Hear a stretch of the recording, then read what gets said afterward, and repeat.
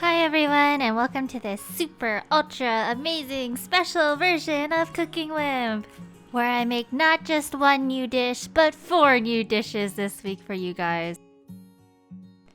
So if you weren't aware, last Friday was Chinese New Year, which is the biggest holiday on the Chinese lunar calendar.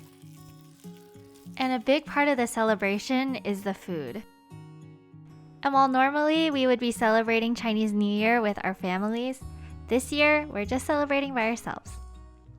And since this year we can't have our parents' delicious food, I guess I'll just have to make it on my own.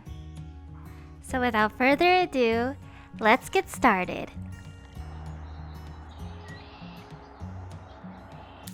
First up, we're gonna make spring rolls, which I know is actually a little bit unorthodox for Chinese New Year. You see, usually during Chinese New Year, you make dumplings. But since I feel like I've already made dumplings on this channel, I thought I would try spring rolls instead. So I'll slice up the pork into small pieces and then marinate it.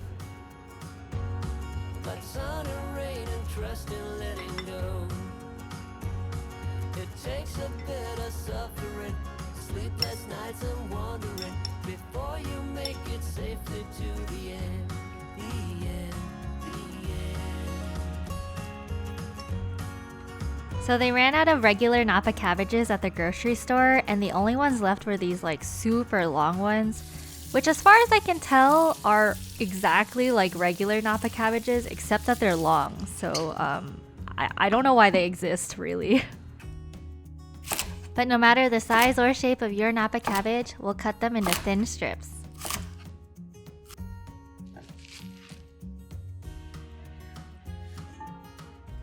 And I'll also slice the dried shiitake mushrooms that I rehydrated in boiling water earlier.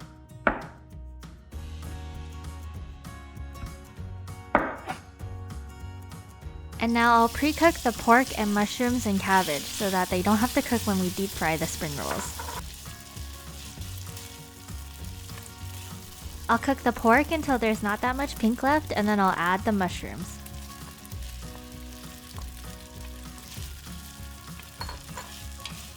And then when the mushrooms smell fragrant, I'll add the Napa cabbage. We also cook the filling beforehand because we want to get rid of any excess moisture in the Napa cabbage. Because if we don't fry off all the extra water, when we deep fry it, the water in the cabbage will expand into steam and cause the spring roll to explode. For the same reason, I'll add a cornstarch slurry at the end for some extra moisture absorption. And then I'll just leave the filling to cool down. When the filling's cool, I'll fold the spring rolls. If you've ever folded a burrito, it's pretty similar. You put some filling in, fold the bottom pretty tightly, fold the sides in,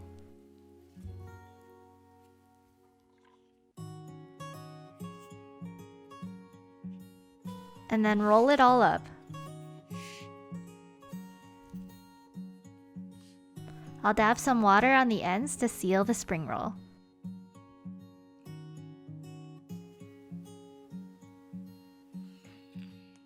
And then I'll fold the rest of the spring rolls. The recipe cautions you to not overfill the spring rolls, but in my experience, it's actually more important to not underfill the spring rolls, or else the spring rolls will just taste like dough. I'll fry the spring rolls at 350 degrees until both sides are golden brown. And make sure to drop the spring rolls away from you so you don't accidentally burn yourself on the oil.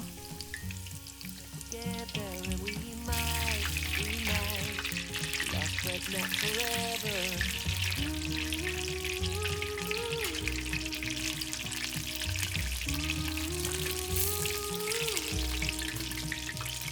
Let's face it like we simply need to know. But sun and rain and trust and letting go. I put the fried spring rolls in an oven set to 250 degrees Fahrenheit to keep them warm until we eat.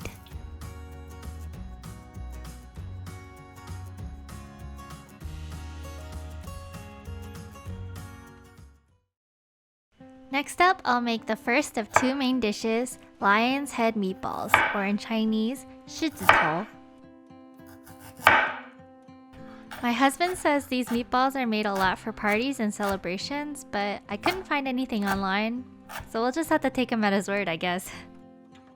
But what I could find online is that lion's head meatballs is one of the flagship dishes of Huaiyang Cai, or Huaiyang cuisine, which is one of the four great traditions or four great cuisines of Chinese culture. Along with Cantonese cuisine, or Yue Cai, Shandong cuisine, or Lu Cai, and Sichuan cuisine, or Chuan Cai. So basically, China has a deep tradition of really great food, so I'm sure these won't disappoint.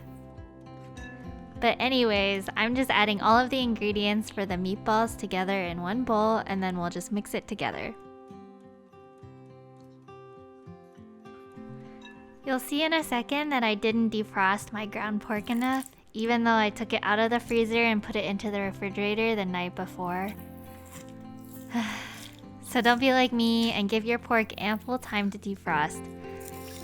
Preferably more than like 12 hours. But I'll mix everything together in one direction, that's important, for about 10 minutes so we can get the texture that we want.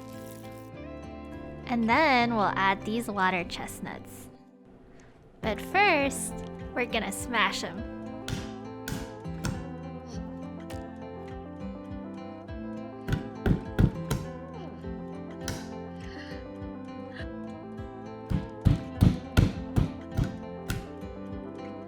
And then I'll roughly chop the water chestnuts into little pieces and add them to the meatball mix. And we'll mix that for 5 minutes.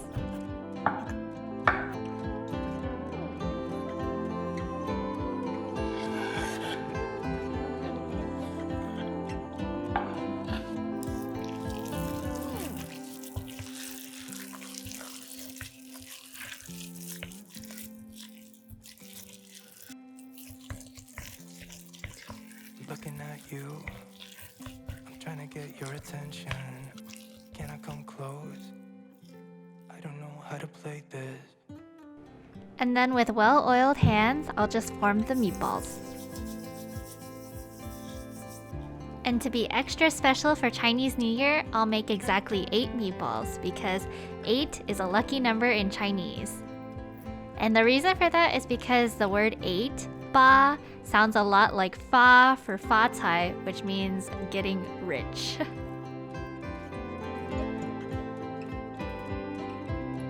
Just give me your attention.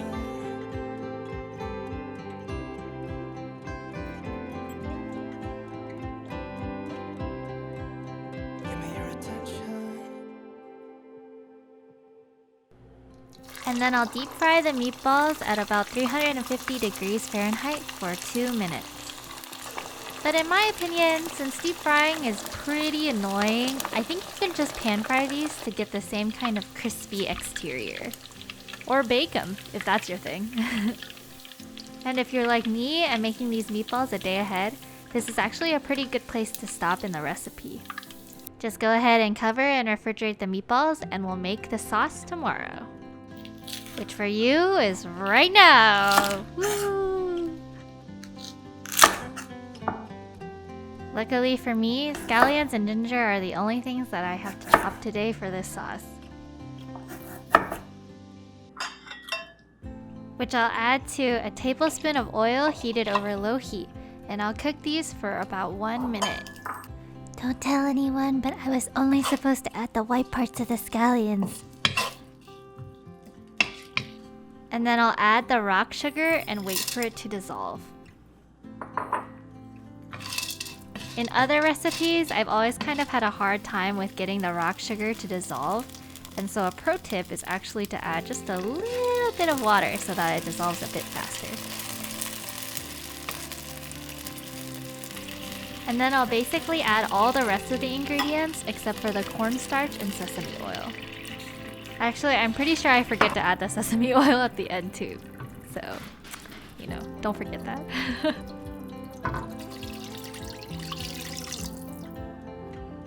I'll turn the heat up a bit and bring this to a boil. Before adding the meatballs back in, covering and letting the meatballs braise for 10 to 15 minutes. And in the middle, I'll flip them a bit.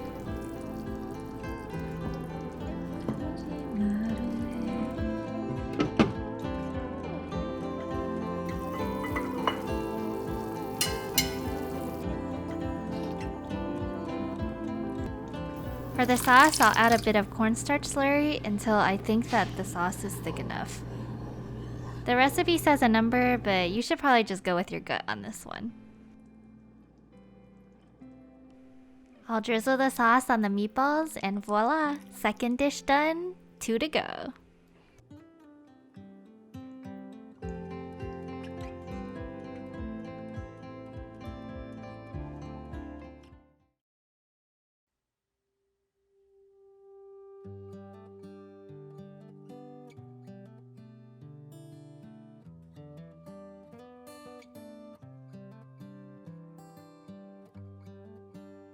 For my third dish, I'm making yu, which is actually an all-time favorite dish of mine. Pretty much whenever I go to a restaurant that says that they specialize in Sichuan cuisine, I always order their yu. And if it's not good enough, then I know the restaurant's not good enough.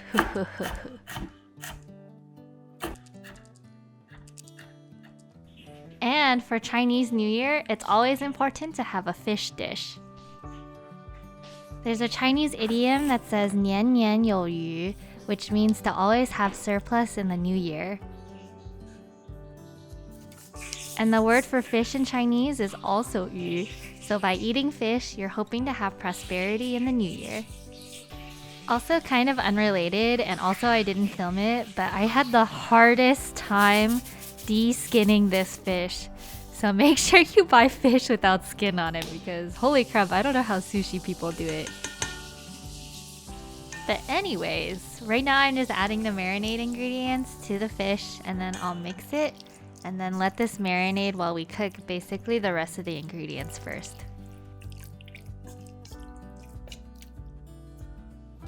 So I think the cooking process for yu is actually pretty simple, but it has a lot of steps.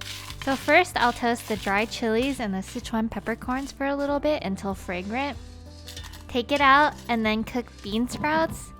Take those out and then we'll move on to the broth. But I'll be quiet for a moment because the sizzling sounds are so nice. So enjoy!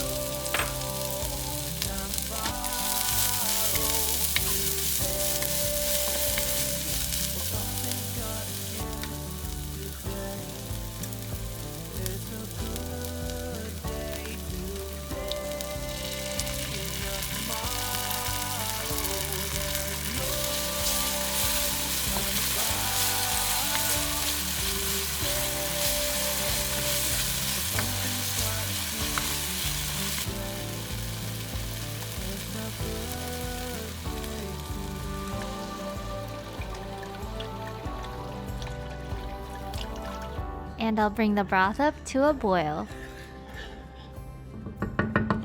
And then we'll add and cook the fish. Don't walk away from your stove here because fish cooks super quickly, so just stir it a little bit and keep an eye on it until all of the raw parts are gone. And then we'll put everything together. You'll see something a little special at the end.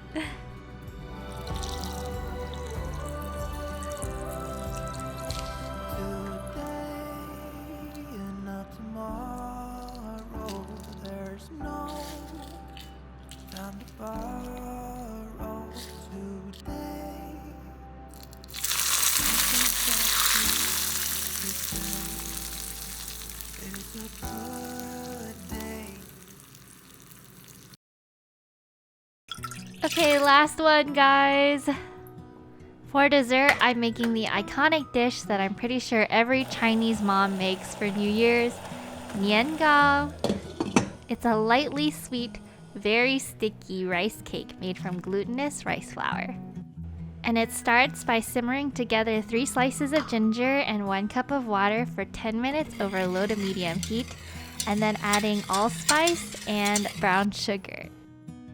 Then I'll take the ginger out and add 1 cup of cool water to just cool the whole mixture down. Then in a bowl, I'll combine the glutinous rice flour and the regular rice flour.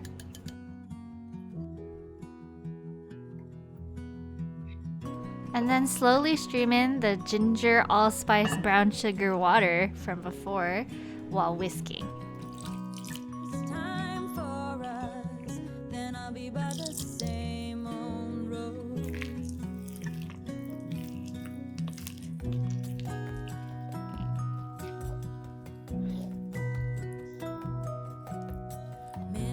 And then I'll add the molasses and the orange zest and mix until combined. So I actually have this recipe because it originally makes 2 8-inch diameter cakes, which is a ton of niangao. But as you'll see, it's still a ton of niangao. And then I'll grease a 6-inch cake pan and then pour the batter in.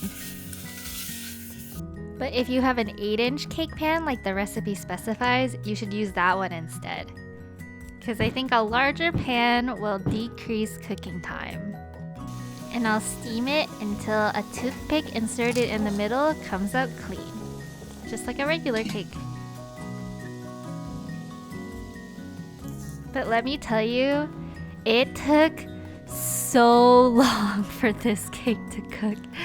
Like 2 hours. And it turned my apartment into a sauna too. But for the last step, I'll cut off some pieces and fry them in some oil until both sides are crispy.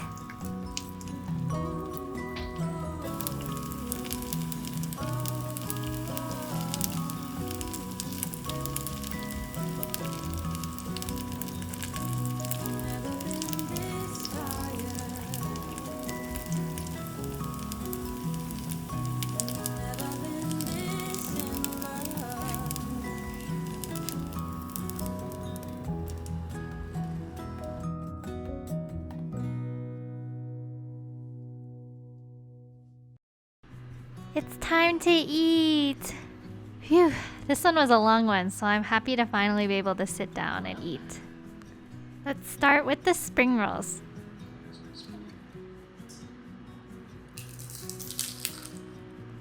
Ooh, the spring rolls are so crunchy and really good with vinegar. But like I said earlier, the ones that were underfilled were a little bit doughy. Next up are the meatballs, which look so good with the sauce and the bok choy. And I gotta say, if you make any recipe from this video, you should make this one because, oh my gosh, the sauce was so good. And the bok choy also absorbed all the sauce and was so delicious and crunchy. And the meatballs themselves were really juicy too. Next up, the fish.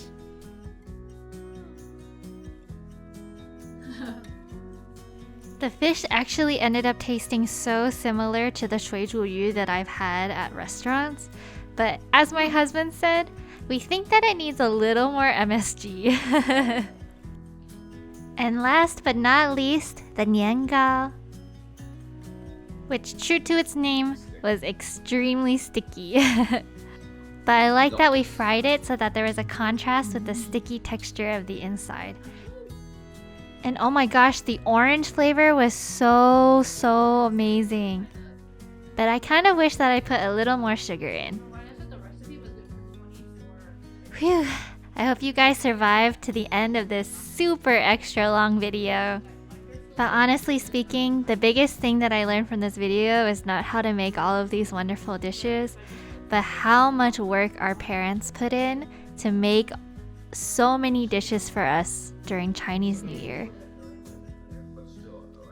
So if you're lucky enough to be with your family this year for Chinese New Year, go ahead and make sure to thank your parents for all the work that they put into making such delicious food for you.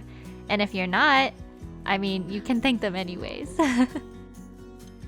Anyways, thanks for watching, and please like and subscribe for a new recipe every single week.